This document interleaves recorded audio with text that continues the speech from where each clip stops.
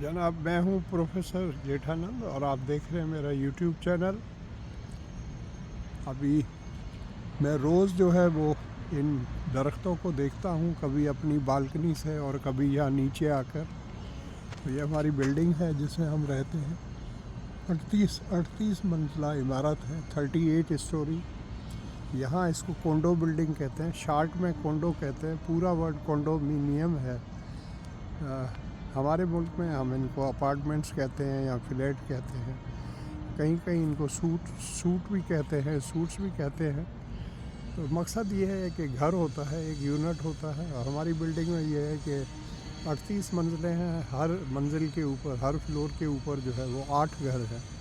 और यहाँ पर हमारे यहाँ हैं मेसी स्क्वायर्स, उनमें जो है कुछ घरों पर जो है कुछ जैसे मेसी 1 में उसमें 22 घर हैं एक फ्लोर के ऊपर, और मेसी 5 है वो सबसे बड़ा है, उस पर उससे भी ज़्यादा होंगे। मैं कभी गया नहीं हूँ लेकिन ज़्यादा होंगे, बहुत बड़े। अब ये देखें यहाँ पर इन्होंने ये कुछ अटरम पटरम या लकड़ियाँ वगैरह रखी हैं, उसको भी इन्होंने किस तरीके से प्रोटेक्ट करके रखते हैं ताकि कोई भी यहाँ आए तो वो इनको टच नहीं करे या अननेसेसरी जाए और किसी को लग जाए कुछ इसके लिए। और सारा ये देखें, सारी जगह को भी उन्होंने ये इतनी ऊंची जो है वो बाड़ बना के रखा हुआ है, स्टील की बाड़ है। वजह ये है कि नीचे ढलवान है और नीचे वैली है और क्रीक है। क्रीक आपको पता है उस पानी के हिस्से को कहते हैं जिसका आगे जाकर जो है वो मिलाप होता है किसी समंदर से। यहाँ पर समंदर तो नहीं है, झील है हमारी बहुत बड़ी जिसका नाम लेक ओंटारियो है। ओंटारियो नाम की झील है, बहुत बड़ी है, आप समझ लें एक छोटा समुंदर है। कभी मैं वहाँ आपको ले जाऊँगा, वहाँ का सनराइज़ और दिखाने के लिए आपको, क्योंकि सनसेट तो वहाँ से नज़र नहीं आता।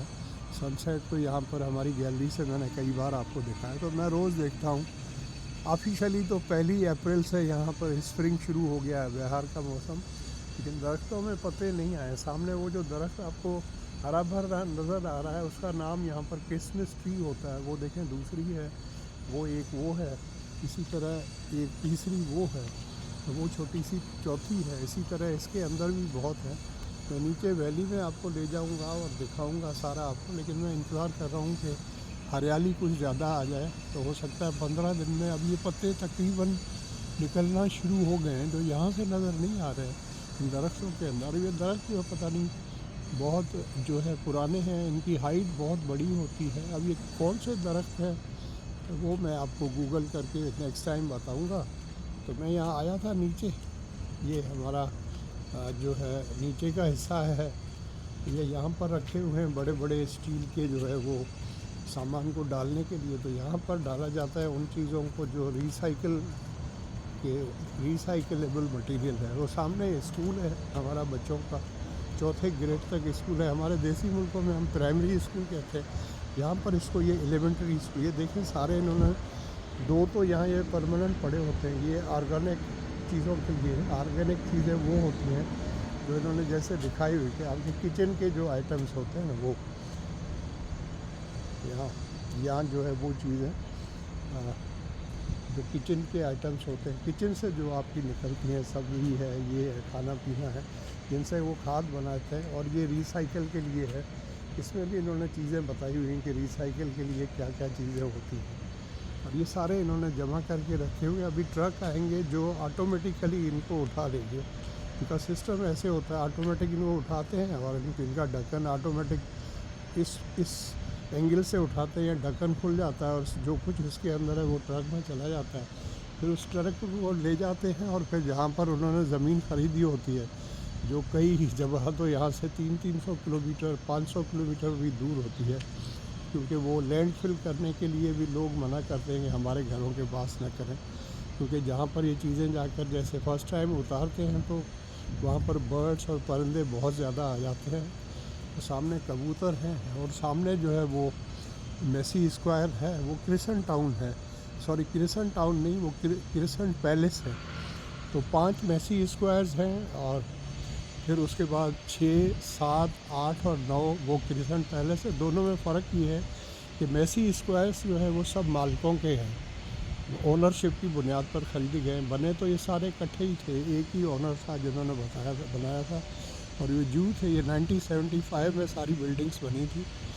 तो वो जो है वो रेंटल हैं, जो क्रिसेंट पैलेस हैं 6, 7, 8, 9 वो किराए के घर हैं सारे, मतलब उनका मालिक के पास ही है, मालिक बदलते भी रहते हैं।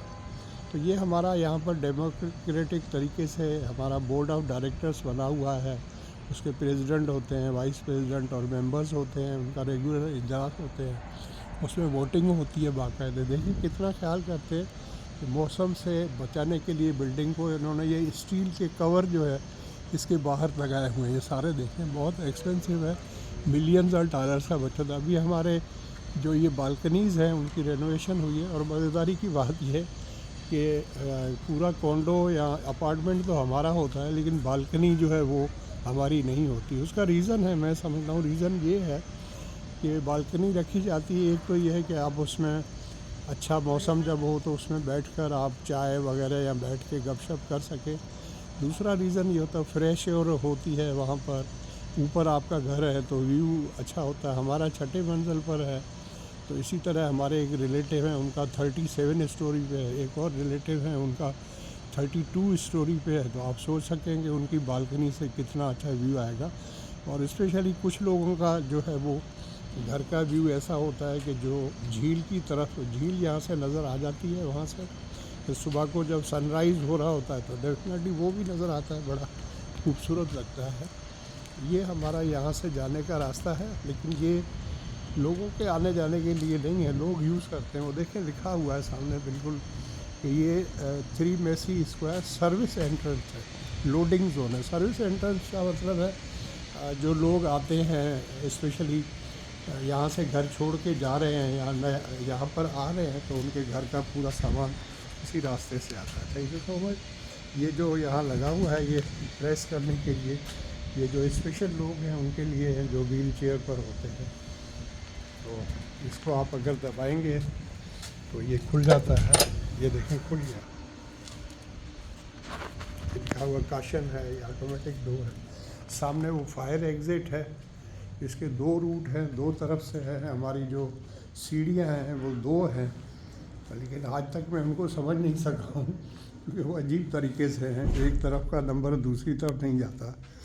ये यहाँ पर जो है ऑटोमेटिक है, अगर आपके पास नहीं है तो यहाँ से आप कॉल कर सकते हैं, अपना जो घर का ओनर है उसका नाम लिखे हुए है सबके, कॉल करें तो वो वहाँ से सिर्फ 6 का जो डिजिट है उनके फ़ोन पे आएगा, तो उसको प्रेस करेंगे तो ये दरवाज़ा खुल जाता है। Thank you so much. ये सामने दरवाज़ा है। मैं की आज घर पर भूल कर आया हूँ, जो इलेक्ट्रॉनिक पास होता है जिसको इसके सामने हम लगाते हैं, ये जो रेड नज़र आ रहा है ना इसका, और फिर दूसरे को प्रेस करते हैं तो ये खुल जाता है। मैं इंतज़ार करूँगा कोई आए तो।